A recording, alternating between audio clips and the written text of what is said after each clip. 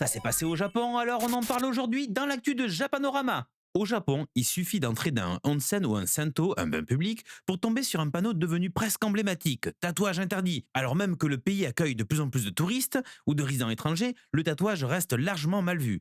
Cette méfiance ne se limite pas au bain public. On la retrouve aussi dans les salles de sport, les piscines ou certains lieux de travail. Pour beaucoup, l'encre sur la peau demeure synonyme de problème. Cette stigmatisation a des racines profondes depuis l'époque d'Edo. Entre le XVIIe et le XIXe siècle, les tatouages sont associés au yakuza et au monde criminel.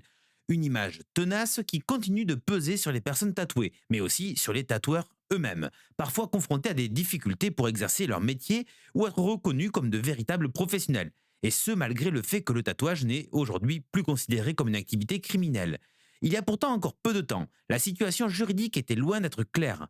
En 2012, un tatoueur d'Osaka, Taiki Masuda, aujourd'hui âgé de 37 ans, se retrouve au cœur d'une affaire qui va bouleverser toute la profession. La police l'accuse d'exercer illégalement la médecine, au motif qu'il tatoue sans posséder de licence médicale.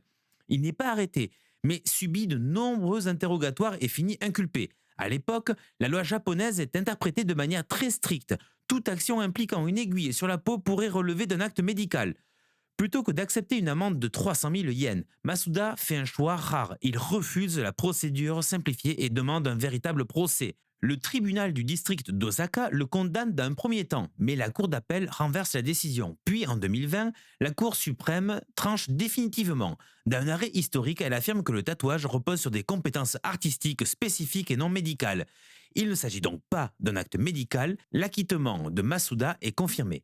Pendant ce long combat judiciaire, les tatoueurs ne sont pas restés les bras croisés. En 2019, alors que le procès est encore en cours, des artistes et passionnés de tout le pays fondent la Japan Tattooist Association.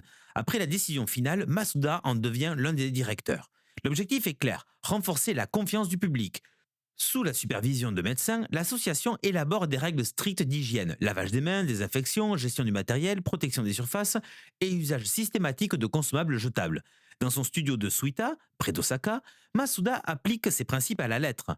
Masque sur le visage, poignets protégés, surface recouverte de plastique, gants changés plusieurs fois par jour. À côté de lui, la poubelle se remplit rapidement de matériel jetable. Pour lui, rien d'exceptionnel. Ces pratiques existaient déjà bien avant les ennuis judiciaires. Simplement, elles sont désormais formalisées et assumées publiquement. Son style, inspiré de tatouages traditionnels américains, joue sur des lignes épaisses et des couleurs contrastées.